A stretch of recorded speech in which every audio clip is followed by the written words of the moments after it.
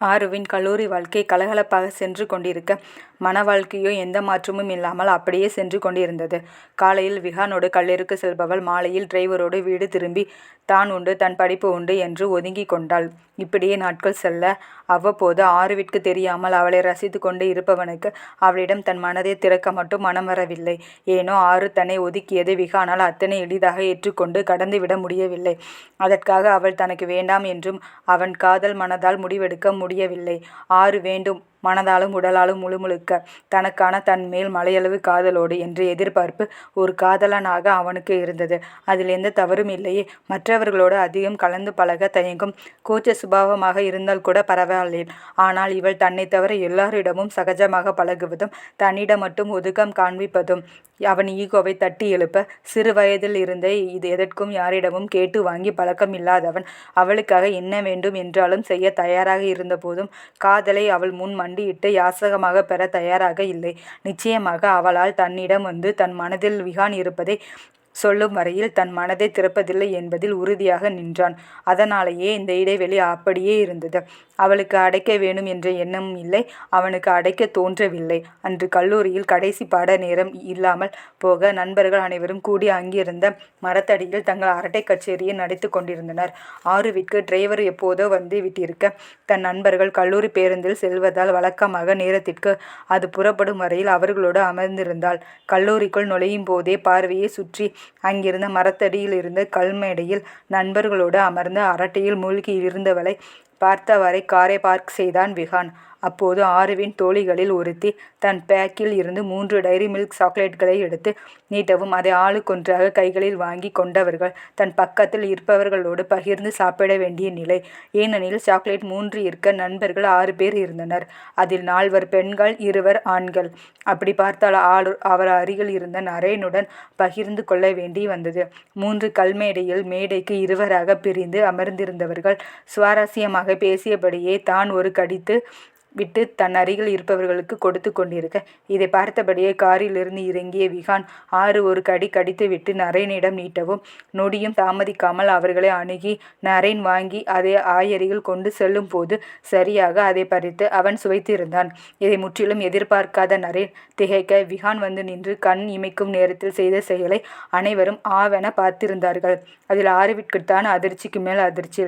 முதலில் இவனை இங்கு எதிர்பார்க்காததால் வந்த அதிர்ச்சி, அடுத்து அவன் செய்த செயலால் வந்த அதிர்ச்சி, எல்லாம் சேர இவன் ஏன் சாக்லேட்டுக்கு இப்படி அலையிறான் என்று பார்த்திருந்தாள். விஹானின் செய்கையை ஆருவின் நண்பர்கள் எல்லாம் வாவ் என மனதிற்குள் வியந்தபடி அவனுக்கு தன் மனைவி மேல் உள்ள காதலாக பொசசிவாக பார்க்க, ஆனால் அதை உணர வேண்டியவளோ அதற்கு முற்றிலுமாக எதிர்ப்பதமாக பார்த்து இருந்தாள்.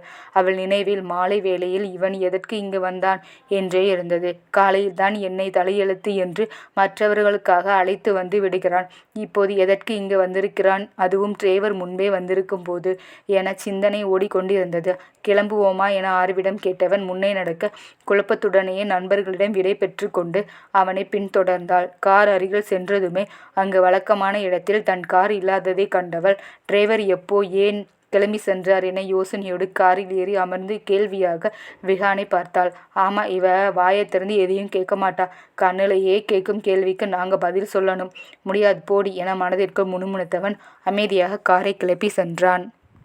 அவனாகவே சொல்லுவான் என்று எதிர்பார்த்தவள் அது நடக்காமல் போகவே கடுப்போடு டிரைவர் அண்ணா எங்கே எனவும் வீட்டிற்கு போயிட்டார் என்றான். அவன் பக்கம் திரும்பாமலேயே. அவன் பதிலில் காண்டானவள் அதுதான் தெரியுதே என்று மனதிற்குள் அவனை திட்டிக்கொண்டு ஏன் என்றாள்.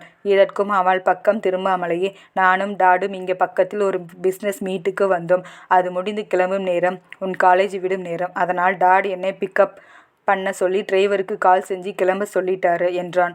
பின்னே நான் உன்னை உடனே சந்திக்கும் ஆசையில் ஓடி வந்தேன் என்றா அவளிடம் சொல்ல முடியும்? அதனால்தான் தன் அலுவலகத்தில் சிவனேனு என்று அமர்ந்திருக்கும் தந்தியின் மேல் பழியை போட்டு அவள் வாயை அடைத்து விட்டான். இன்று காதை முதலை விஹான் மகிழ்ச்சியின் உச்சத்தில் இருந்தான். அவன் அலுவலகம் சென்றவுடன் வந்த முதல் தகவலை ஆஸ்திரேலியா ப்ராஜெக்ட் இவர்களுக்கு கிடைத்திருப்பது என்பதுதான். அதை அடைய வேண்டும் என்பது விஹானின் லட்சியமாகவே இருந்தது. அதில் பல கோடி லாபம் வரும் என்பதற்காக இல்லை. இந்த சாஃப்ட்வேர் துறையில் அது பெரிய கௌரவமாகவே பார்க்கப்படுகிறது. அதிலும் தந்தையின் தொழிலை கவனித்து கொண்டே தன் கனவை நனவாக்க அவன் தனியாக தொடங்கிய தொழிலில் இந்த குறுகிய காலத்தில் இந்த அங்கீகாரம் பெற்றது விகான் மட்டுமே. இந்த சந்தோஷத்தை உடனே அனைவரிடமும் பகிர்ந்து கொண்டவனுக்கு ஆருவிடம் சொல்லாமல் இருந்தது மனதை ஏதோ செய்தது. அதற்கே இப்படி என்றால் 1 மணி நேரத்திற்கு முன் வந்த செய்தியை கேட்டவன் ஆருவை பார்த்தே ஆக வேண்டும் என்று பரபரத்த மனதை அடக்க வழி தெரியாமல் ஓடி வந்து விட்டான். அப்படி என்ன செய்தி என்றால், விகானுக்கு இந்த வருடத்திற்கான சிறந்த தொழிலதிபருக்கான விருது கிடைத்திருக்கிறது. செய்தி வந்த நொடியில் இருந்து பாராட்டுகளும் வாழ்த்துக்களும் குவிந்த வண்ணம் இருந்தது. ஆனால் அவன் மனமோ அவள் வாழ்த்தையும் அருகாமையும் எண்ணி ஏங்கியது. இத்தனைக்கும் விகான் விருது வாங்குவது இது முதல் முறை அல்ல, 3வது முறை. ஆனால் இதற்கு 2 வருடங்களுக்கு முன் சிறந்த இளம் தொழிலதிபராகவும் சென்ற வருடம் தொழில்நுட்பத்திற்கான புதிய விருதும் வாங்கியிருக்கிறான். ஆருவோடு நேரத்தை செலவழிக்கவே இப்போது அவளுக்கு தெரியாமல் தள்ளி கொண்டு வந்திருக்கிறான். அந்த மெகா ஷாப்பிங் மாலில் விகான் காரை நிறுத்தியிருப்பதை அப்போதே கவனித்த ஆரு ஏன் எதற்கு என்று கேள்வி கேட்பதற்கு முன், விகானே, மாம்க்கும் பூஷிக்கு ட்ரெஸ் எடுக்கணும், ஹெல்ப் செய் என்றபடியே காரிலிருந்து இறங்க எந்த மறுப்பும் இன்றி அவனோடு இறங்கினாள் ஆரு. அவளுக்கு பிடித்தமானவர்களுக்கு எடுத்து கொடுப்பதில் உதவி செய்ய கசக்குமா என்ன? அமைதியாக அவனோடு இணைந்து நடந்தவள் அறிந்தோ அறியாமலோ ஒரு சிறு இடைவெளியை இருவருக்கும் இடையில் இருக்கும்படி நடந்து சென்று கொண்டிருந்தாள். அங்கிருந்த இளம் பெண்களின் பார்வை விகானையே மொய்த்து கொண்டிருந்தது. அவற்றை உணர்ந்தே இருந்தவன் கொஞ்சமும் அதை கண்டு கொள்ளவில்லை. இதையெல்லாம் அவனுக்கு பழக்கப்பட்ட ஒன்றுதான். ஆனால் பார்க்க வேண்டியவளோ யாருக்கு வந்த விருந்தோ என்று வந்து கொண்டிருந்தாள். தலையை நிமிர்த்திய ஆறு பலரது பார்வை தங்கள் மேல் இருப்பதைக் கண்டு அப்படி என்ன வித்தியாசமாக இருக்கிறது என முதலில் குழம்பியவள். பிறகே அவர்கள் பார்வை விகான் மேல் இருப்பதை கண்டாள். பின் மெல்ல திரும்பி அவனை பார்க்க இதையெல்லாம் கொஞ்சமும் கவனத்தில் எடுக்காமல் நடந்து கொண்டிருந்தவனை கண்டு பெரிய ஆண் அழகனின் நினைப்பு என உதட்டை சுளித்து அழகு காட்டியபடியே நடந்தாள். நிஜமாகவே அவன் ஆணழகனான அங்கிருந்த பெண்களின் கண்களுக்கு தெரிந்தான். அவனின் அசாத்திய உயரமே அவனுக்கு ஒரு அழகை கம்பீரத்தை தர, அதற்கேற்ப உடல்வாகுடன் இன்று காலையிலிருந்து கேட்டுக்கொண்டு இருந்த சந்தோஷ செய்தியில் முகம் மலர்ந்து வசீகரிக்க, அதுவே அவனுக்கு ஒரு தனி அழகை தர, தன் மனம் கவர்ந்தவர்களோடு முதன்முறையாக தனியாக வெளியில் வந்திருப்பதில் மனமும் மலர்ந்து இருக்க அத்தனை அழகாக இருந்தான். ஆருவிற்கு ஏனோ அப்படி பார்த்து கொண்டிருந்த பெண்களை கண்டு முகம் சுளிக்கவே தோன்றியது. அவள் ஒன்றும் அழகான ஆண்களை கண்டால் கண்ணை மூடிக்கொண்டும் போகும் ரகம் இல்லை. அதற்காக இப்படி பட்டி காட்டான் மிட்டாய் கடையை பார்ப்பது போல் பார்ப்பதை காணும் போதுதான் ஏதோ போல் இருந்தது. இப்படியே லிஃப்ட் அருகில் வந்தவர்கள் அதற்குள் நுழையவும் அதில் ஒரு வயதான தம்பதிகள் நின்றிருந்தார்கள். அடுத்த தளத்தில் 3 பெண்கள் ஏற அவர்களின் பார்வை விகானையே பார்த்து கொண்டும் தங்களுக்குள் ஏதோ கிசுகிசுத்து கொண்டும் இருந்தது. அதற்கடுத்த தளத்தில் இன்னும் சிலர் ஏற சற்று நெருங்கி நிற்க வேண்டி வர அப்பெண்கள் விகானை ஒரு ஓரப்பார்வை பார்த்து கொண்டே உரசி கொண்டு நிற்க முயல, கண்ணியமைக்கும் நேரத்தில் தனது வலது பக்கமாக இருந்த ஆருவை இடப்பக்கமாக இழுத்து நிறுத்தியிருந்தான். இதை அந்த பெண்கள் மட்டுமல்ல, ஆருவுமே கூட கொஞ்சமே எதிர்பார்க்கவில்லை. அவர்களின் பார்வையையும் செயலையும் ஆருவுமே கவனித்து கொண்டுதான் இருந்தார். இப்படி ஒரு சிலர் நடந்து கொள்வதாலேயே ஒட்டுமொத்த பெண்களையும் அழகையும் பணத்தையும் பார்த்து பின்னால் வந்துவிடுவார்கள் என்ற ரீதியில் கிண்டல்களும் கேலிகளும் பேசப்படுகின்றன என்று மனதிற்குள் ஆத்திரப்பட்டு கொண்டிருந்தாள். அதுவரை விகான் தனியாக வந்திருப்பதாகத்தான் அந்த பெண்கள் நினைத்து கொண்டிருந்தனர்.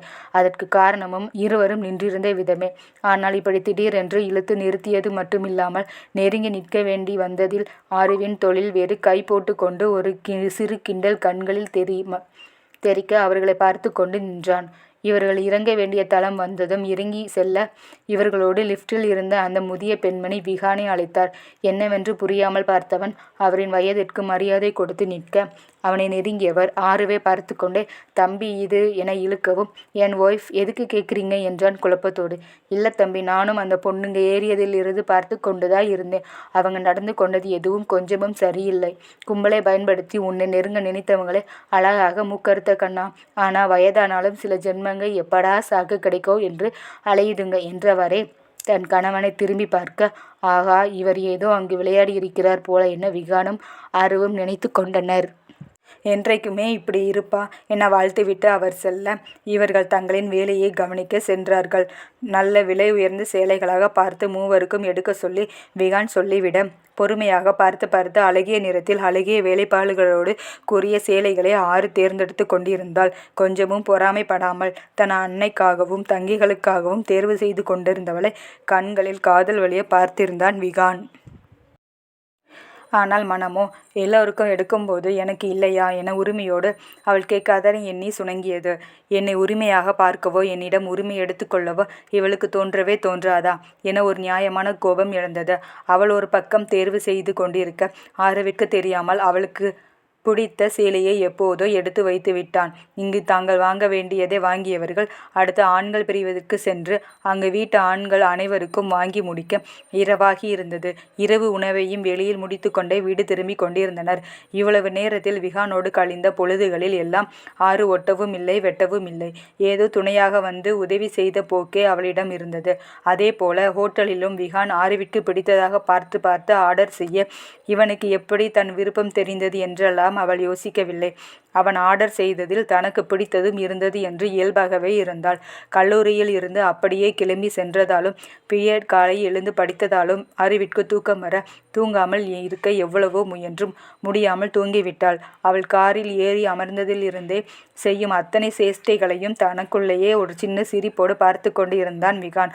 அவள் உறங்கும் அழகை ரசித்து கொண்டு வண்டியை ஓட்டி கொண்டிருந்தவன் தன் மேல் வந்து சாய்ந்தவளை மெல்ல தோளோடு அணைத்து கொண்டு ஆறு தன் தோளில் தலை சாய்வதற்கு வாகாக கொஞ்சம் சரிந்து அமர்ந்தவன் அமைதியான இடமாக பார்த்து காரை நிறுத்தி ஆறுவின் அருகாமையை லேசாக அவனை அணைத்தபடி கண்மூடி அனுபவித்தான்.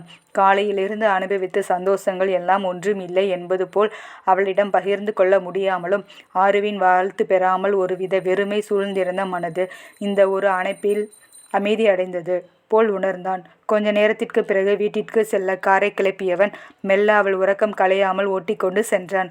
வீட்டின் தெருமுனைக்கு சென்றவன் காரில் இருந்த சவுண்ட் சிஸ்டத்தை அலறவிட்டான். ஆறு எழுவதற்காகவே. அதற்கு முன்பு அவளை சீட்டில் சரியாக சாய்ந்து படுக்க வைத்த பிறகு. அதற்கு முக்கிய காரணம் இன்று தனக்காக அனைவரும் தூங்காமல் காத்திருப்பர் என்று தெரிந்ததால். அன்று போல் தூக்கி கொண்டு போய் படுக்க வைக்க முடியாது என்று மற்றவர்கள் முன் ஆறுவை கொண்டு செல்ல விகானுக்கு எந்த தயக்கமும் இல்லை.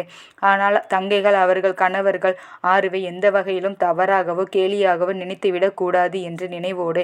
ஆனால் அந்த சத்தத்திற்கும் நம் கும்பகர்ணை அசையக்கூட இல்லை.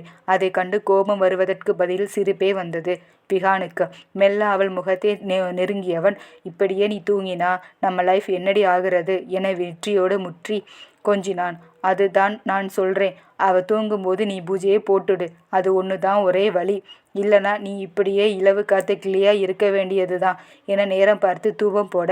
நெவர். அவளை மறந்த நிலையில் இருக்கும்போது அவளை அவளுக்கே தெரியாமல் எடுத்துக்கொள்ளும் அவசியம் எனக்கு இல்லை என வீரபாக பதில் கூறியவன் அப்போது கொஞ்சமும் நினைத்து பார்க்கவில்லை அப்படித்தான் அவளை எடுத்துக்கொள்ளப் போகிறோம் என்பதை.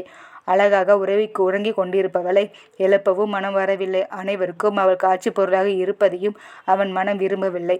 மெல்ல தன் விரல் கொண்டு அவளின் கன்னத்தில் கோலமிட அதில் உலக்கம் கலைத்து எழுவாள் என நினைத்து அவன் செய்த செயல் அவனுக்கு வினையாகி போக அவள் என்னவோ எழவில்லை. இவன் தான் அதன் மென்மையில் மயங்கி போனான். மெல்ல அவளின் முகத்தை நெருங்கி ஹே குட்டி கம்பகர்ணி எழுந்து ரெடி என்றவனின் விரல்கள் ஆறுவின் கன்னத்தை உறவாடி கொண்டிருக்க அப்புறம் நடக்கும் விவரத்திற்கு நான் பொறுப்பில்லை சொல்லிட்டேன் என்றவன் அவளின் மூக்கோடு மூக்குரச எதற்கும் அசைந்தால் இல்லை அவளின் குட்டி கும்பகர்ணி.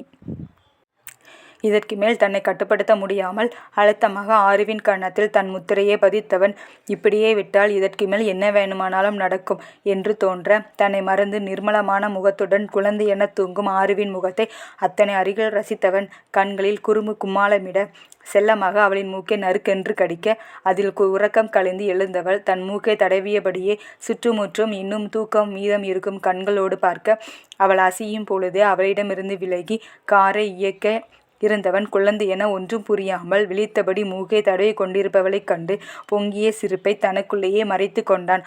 ஆறுவோ இன்னும் என்ன நடந்தது என்று புரியாமல் திருதிருவென முழித்தபடி வலி எடுக்கும் மூக்கின் நுனியை விரல் கொண்டு தடவி கொடுத்தபடி தான் இருந்தாள். அதற்குள் வீடு வர விகான் இறங்கிய நொடி ஓடி வந்து இருபுறமும் அணைத்து கொண்டு வாழ்த்து சொன்ன தங்கைகளை அவனுமே பதிலுக்கு அணைத்து கொண்டான். பின் இந்த நிலையில் ஓடி வந்ததற்காக பூஷியை ஒரு பொறுப்பான அண்ணனாக கடிந்தும் கொண்டான். தங்கையின் கணவர்களும் அனைத்து வாழ்த்து தெரிவிக்க அனைவருக்கும் நன்றி தெரிவித்தபடியே உள்ளே நுழைந்தவனை வியப்பாக பார்த்தபடியே பின் தொடர்ந்தாள் ஆறு. ஜெய் மற்றும் மைத்திலியிடம் ஆசி வாங்கியவனை இருவரும் வாழ்த்த ஆறுக்கு மட்டும்தான் ட்ரீட்டா எங்களுக்கெல்லாம் எதுவும் இல்லையா அண்ணா என பூர்ணி கேட்க விகானை எதற்கும் அனைவரும் வாழ்த்துகிறார்கள் என்றே புரியாமல் விழித்து கொண்டிருந்தவள் என்னது ட்ரீட்டா இவன் எப்போ எனக்கு கொடுத்தான் என திருதிருத்தாள். அதற்குள் வேலையாளின் மூலமாக வாங்கி வந்த பொருட்களை எல்லாம் கொண்டு வர செய்திருந்த விகான் ஒவ்வொருவருக்கும் அவருக்கென வாங்கியவற்றை எடுத்து கொடுக்க ஜெய் இதே போல தொடர்ந்து சாதிக்க வேண்டும் என்ற வாழ்த்தையோடு பெற்று கொண்டார். எல்லோரும் இப்படி மாய்ந்து மாய்ந்து வாழ்த்து சொல்றதை பார்த்தா பெருசா ஏதோ சம்பவம் நடந்திருக்கு போலவே என சிந்தித்து கொண்டிருந்தவள் அதை கொண்டாடத்தான் எல்லோருக்கும் கிஃப்டா என யோசனையோட அப்படி என்ன நடந்து இருக்கும் என நினைக்கவும் ஆருவின் மலப்புலம்பலை கேட்டது போல ஜெய் நான் கூட தொழிலை கையில் எடுத்து 5 வருடங்களுக்கு பிறகுதான் என்னால் இதை சாதிக்க முடிந்தது. ஆனால் நீ முதல் வருடத்தில் இருந்து தொடர்ந்து ஒவ்வொரு பிரிவாக சாதித்து கொண்டு இருப்பதை பார்க்கும்போது ஒரு தந்தையாக எனக்கு அவ்வளவு பெருமையாக இருக்கு என அணைத்து கொண்டார். ஓ, இதற்குத்தான் இத்தனை ஆர்ப்பாட்டமா என நினைத்தவள் அமைதியாகவே அமர்ந்திருக்க ஆறு அண்ணாவுக்கு என்ன கிஃப்ட் ஸ்பெஷலாக கொடுத்த என பூர்ணி கண் சிமிட்ட இதற்கு என்ன பதில் சொல்வது என்று தெரியாமல் நெளிந்தவள் தலையை குனிந்து கொண்டாள். பூர்ணி, சில ரகசியங்கள் வெளியே சொல்லப்படாது என்றான் விகான் குறும்பு கொப்பளிக்கும் குரலில். ஓகே ஓகே, புரிந்து விட்டது. ரைட் என பூர்ணி கலாய்க்க அனைவரும் அதில் சேர்ந்து கொண்டனர். இப்படியே பேச்சு தொடரவும் ஆறுதான் இடையில் தவித்து போனாள். அனைவருக்கும் பரிசு கொடுத்த விகான் ஆறுவிற்கு எதுவும் தராததை கண்ட மைத்திலி ஆறுவுக்கு கிஃப்ட் எங்க விகு எனவும் மாம் ஆறு கொடுப்பதை போலவே ஏதாவது ஸ்பெஷலா இருக்கும் என பூஜி கிண்டல் செய்து கொண்டிருந்தாள். அப்படியெல்லாம் உங்கள் ஆசை மருமகளை விட்டுவிட மாட்டோம் மாம், டோன்ட் வரி என்றபடியே தான் அவளுக்காக வாங்கிய செயலில் இருந்த பார்சலை எடுத்து நீட்டியவன் இதைத்தான் விழா நடக்கும் போது எல்லோரும் அணிய வேண்டும் என்று அன்பு கட்டளையிட்டான். மற்றவர்கள் முன்னிலையில் நிச்சயம் மறுக்க முடியாது என்ற திட்டத்தோடு ஆர்வமே இதை இவன் எப்போது வாங்கினான், நான் தான் கூடவே இருந்தோமே என்ற ஆச்சரியத்தோடு மறுக்க முடியாமல் வாங்கி கொண்டாள். மற்றவர்களுக்காக இங்கு விகான் தனக்கே தெரியாமல் ஒரு தவறை செய்து இருந்தான். மைதிலி கேட்டதற்கு அப்படியெல்லாம் என் ஆசை பொண்டாட்டியை விட்டுவிட மாட்டேன் மாம், டோன்ட் வரி என சொல்லியிருந்தால் மற்றவர்கள் எடுக்கும்போது மறக்காமல் தனக்கும் சேர்த்து எடுத்து இருக்கிறான் என்றாவது அப்போதைக்கு அவள் மனதில் நல்ல விதமாக பதிந்திருக்கும். ஆனால் இப்போதோ இப்படி யாரும் கேட்டுவிடக்கூடாது என்று கவனமாக செய்திருக்கிறான். பிஸ்னஸ் மைண்ட், எல்லாம் கணக்கு போட்டு செய்கிறான் என்றே பதிந்தது. இவ்வளவு நேரம் அவனோடு தானே இருந்தோம், ஒரு வார்த்தை சொல்ல வேண்டும் என்று தோணியதா பார் என ஒரு மனம் நினைக்க மற்றொரு மனமோ எப்போது எங்களையெல்லாம் அவன் மதித்து இருக்கிறான், இப்போது மதிக்க என எடுத்து கொடுக்க ஆமாம், எல்லோருக்கும் உடைகள் எடுக்க வேண்டும் என சொன்னானே தவிர அதற்கான காரணத்தை சொல்லவில்லையே என நினைத்து அங்கிருந்து நகர்ந்தாள். ஆறு விஷயம் தெரிந்ததும் ஒரு வாழ்த்து கூட சொல்லவில்லையே என்று விகான் மனம் சுணங்க நாம் வாழ்த்தையெல்லாம் ஒரு பொருட்டாக நினைத்து இருந்தால் நம்மிடம் பகிர்ந்து கொண்டிருப்பான். அது வேண்டாம் என்று தானே சொல்லவில்லை, பிறகு ஏன் வாழ்த்து சொல்லி அவனின் இன்றைய சந்தோஷ மனநிலையை கலைக்க வேண்டும் என ஒதுங்கி போனால் ஆறு.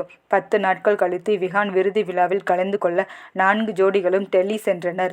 7 நட்சத்திர ஹோட்டலில் 3ஆம் தளத்தில் இருந்த VIP ஸ்பெஷல் சூட் 4ஐயும் விகானை முன்பதிவு செய்து இருந்தான்.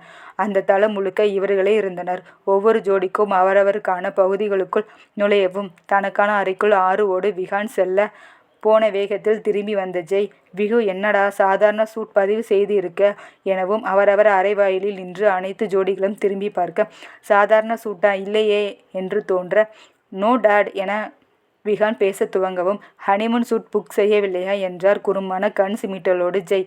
அதில் பொங்கிய சிரிப்போடு டேட் என விகான் பல்லை கடித்து கொண்டு போலியாக முறைக்கவும் மற்றவர்கள் எல்லாம் சத்தம் போட்டு சிரித்தனர். சில்லி ஃபெலோஸ், விழா முடியட்டும், நம்ம தனியாக ஹனிமூன் போலாம் மயில், இவங்க எல்லாம் நமக்கு செட் ஆக மாட்டாங்க ஓல்டிஸ் என தன்னருகில் அவர் அடித்த கூத்தில் முகம் சிவக்க நின்றிருந்த மனைவியின் தோளில் கை போட்டு ஜெய் சொல்ல அச்சச்சோ, கொஞ்சம் கூட விவஸ்தை இல்லை என தலையில் அடித்து கொண்டு அறைக்குள் சென்று விட்டார் மைத்திரி. அனைவருமே புன்னகையும் சந்தோஷத்துமாக தங்கள் அறைக்குள் நுழைந்தனர்.